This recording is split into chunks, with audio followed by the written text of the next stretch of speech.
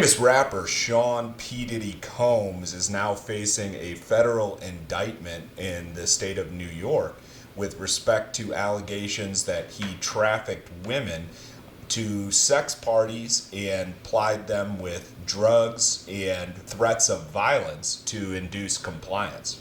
Our law firm has been involved in the investigation and prosecution of sexual assault claims against powerful people before. And we wanted to provide a understanding of some of the strategic and political implications of this type of prosecution. Now, when I say political implications, I'm referring to the political dynamics of the small groups that comprise these racketeering conspiracies in the context of sexual assault prosecutions. So let's take a look at the Sean Diddy Combs indictment. And I am looking here on the screen with it. Now, you can see that the grand jury charge here in the Southern District of New York includes what's called a racketeering count. So the racketeering count means that there was a criminal enterprise and that there was a business practice that induced a situation in which it was easy for Mr. Combs to sexually traffic and abuse these young women and men. This is an interesting element of most of these sex abuse prosecutions that involve powerful people. In the present day, lots of people rely upon social media to define their identity and their friend groups. And the power of social media for a mogul like Sean Combs is immense, and it can be used to define the futures, fates, and fortunes of all those that are within his group. And the utilization of social media and local political pressure to induce the compliance of these women is at the heart of the allegations that the federal prosecutor has brought against Mr. Combs. So with respect to the allegations in particular, the way that this type of criminal prosecution proceeds, you can see that it's defining in these first paragraphs the entourage that is associated with Mr. Combs and providing some specificity for the nature of his business. So you can see here that the allegation charges that Sean Combs is making arrangements for women and commercial sex workers to fly to various locations around the country and engage in these sort of forced orgies where the women would be administered drugs including ketamine, GHB, and ecstasy, and then forced to perform sex acts while Mr. Combs watched and masturbated. And essentially the charge here is related to this transportation of the workers across state lines and is also related to the utilization of those workers in a business context and to achieve a very specific business aim for Mr. Combs.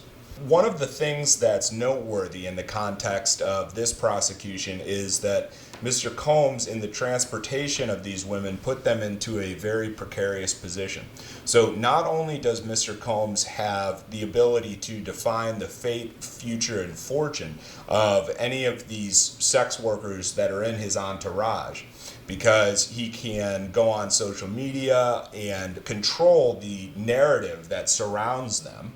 But also he's placing them in great physical jeopardy by flying them to a new location that they're not familiar with.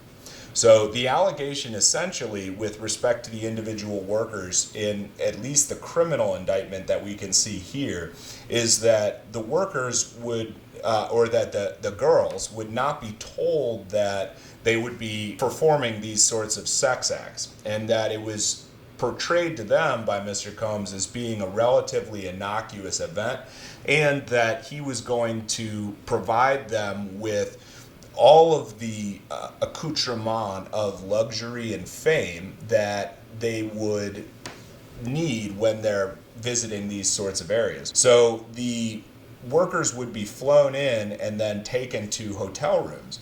And in the middle of New York City, where they didn't know anyone else, they would finally realize upon entering into the rooms and recognizing what was going to happen that they would be subjected to the sorts of sexual abuses that suited Mr. Combs' fancy.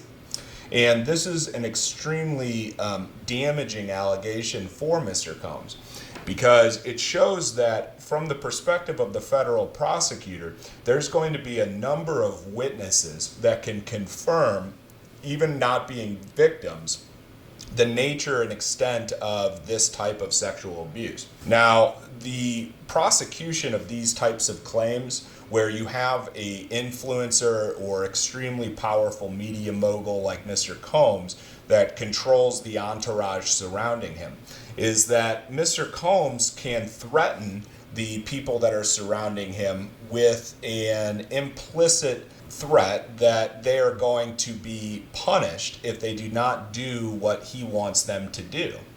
And this implicit threat is part of the progression in the prosecution of sex abuse crimes in the United States, because they are now incorporating, in the context of this lawsuit, the notion that Mr. Combs' implicit threat of retaliation constitutes criminal coercion in the context of these workers and the ladies being forced to engage in these sex acts. So in this context, there are allegations, of course, of extreme violence. And in particular, Cassie Ventura, she filed a $30 million lawsuit against Mr. Combs.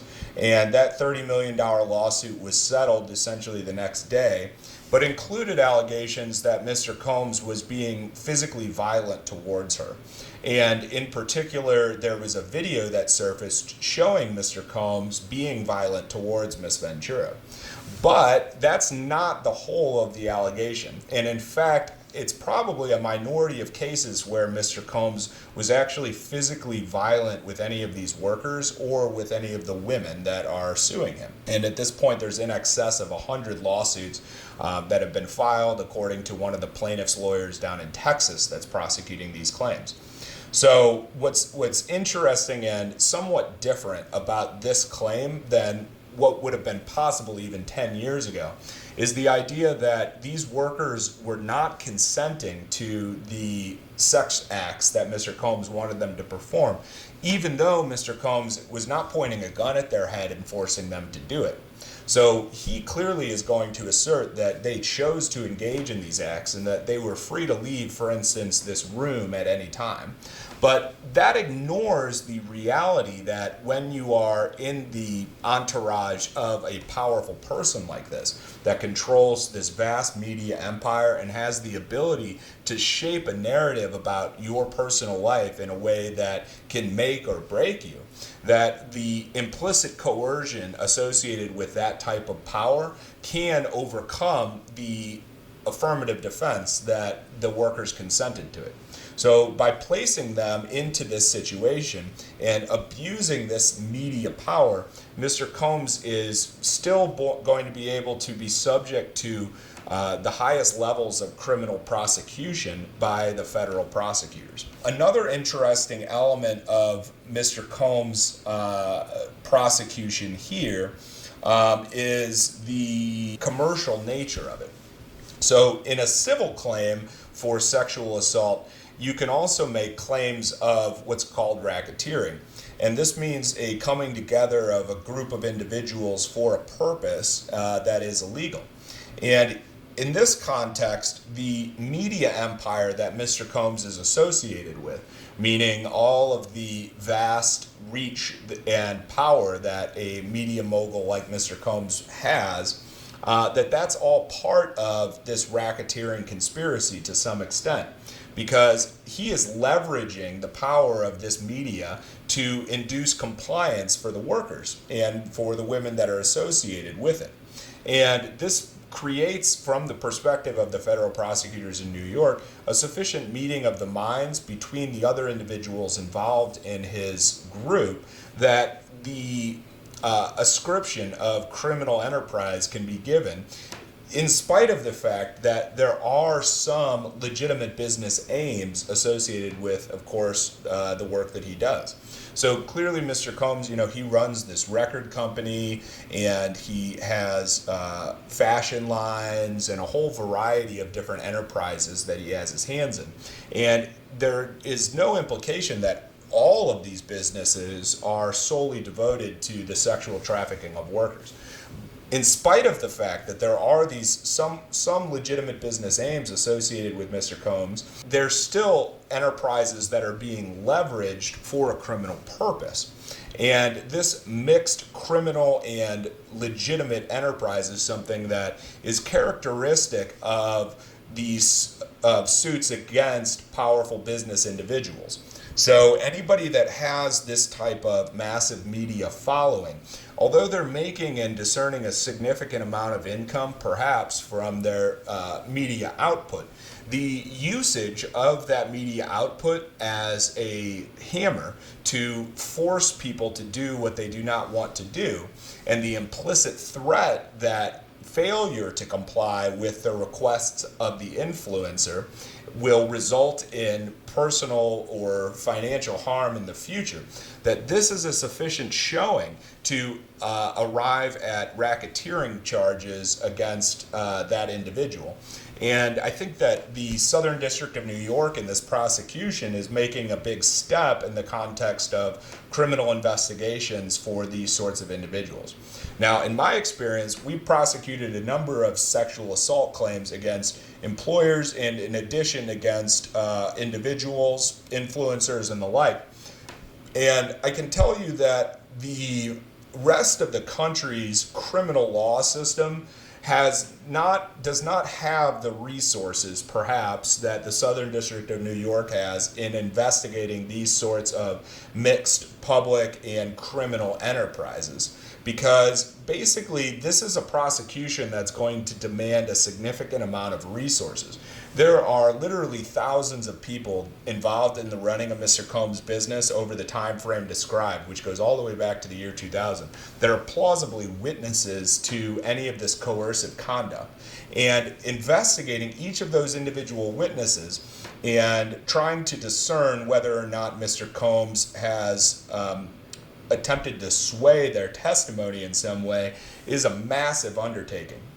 So the reality is that, sadly, in a lot of other jurisdictions, it's unlikely that you're going to get this type of criminal prosecution, even if the evidence is turned over to the state prosecutor. So there's a question about whether, and Mr. Combs certainly believes that this is the filleting or otherwise attack of a successful black man, and that because they're trying to make essentially an example of him, that the prosecution is somehow unfair. But the alternative is that, look, you have such a great influence on so many people, and what you have put into the public about who you are and the nature of your business has been categorically false for the past 20 years. And making an example of somebody that basically lies to the public in order to get their support, their likes, their shares, and their money is something that should not be allowed in a civil society. Now, there's been a lot of discussion lately about the possibility of limiting the ability of individuals to say certain things on social media.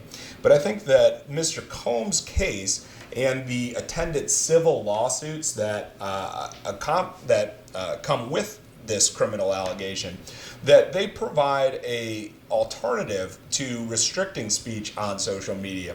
And that alternative is that if somebody does something like Mr. Combs, or if somebody leverages their media and their power as an influencer to cause great harm to somebody, then you should be financially liable for that, and you should be able to find a lawyer that's going to file a lawsuit against them for that. And that's why we're happy to do the work that we do. Now, I just wanted to investigate a few other things with with respect to this. So basically, the Southern District of New York has also identified a forfeiture allegation in the context of their indictment. Now, a forfeiture allegation means that there are specific identifiable resources that the Southern District of New York prosecutor would like to freeze in order to identify the plausible proceeds of this criminal enterprise. Now, Mr. Combs, as we've discussed before, has not seemed to have been producing media that is making money, for instance, on the sex tapes itself. Rather, the sex tapes appear to be a blackmail sort of device, so that once these workers or the women are caught in this video, then there's a psychological mechanism that allows Mr. Combs to control what they do, with the implicit threat of either revealing the video or, in the alternative, of attacking them and using his power and leverage to prevent them from reporting this to the proper authorities or hiring a lawyer to sue him. And this was successful for a significant period of time, including, these allegations have gone back to before the year 2000, and they're only now coming to light. So what's interesting about the forfeiture allegations in particular is the efforts of the prosecutor to identify any resources that are traceable to these sorts of allegations and are traceable to his leveraging of this criminal enterprise to induce compliance. And that could be a very big number in terms of the total net assets that are at Mr. Combs' disposal. Now, finally, related to this forfeiture allegation, Mr. Combs was denied bail by the federal judge, and that included a finding that he was an ongoing threat to the public, and that's why even with his posting of a $50 million bond, that he still would not be sufficient to ensure that he complied with the law and did not harm members of the public when he was out on bail and awaiting trial.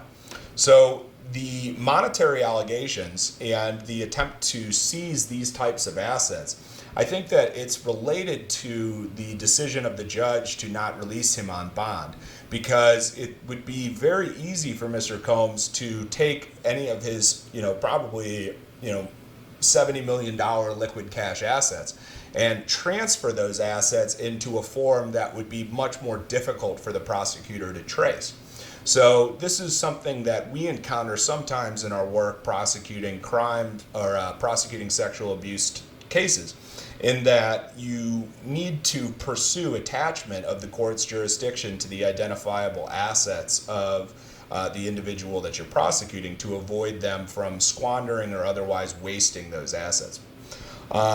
So it is an interesting development in the prosecution of this type of crime, and also in the use of Racketeering Act to prevent sexual abusers from profiting from their ability to coerce people into compliance.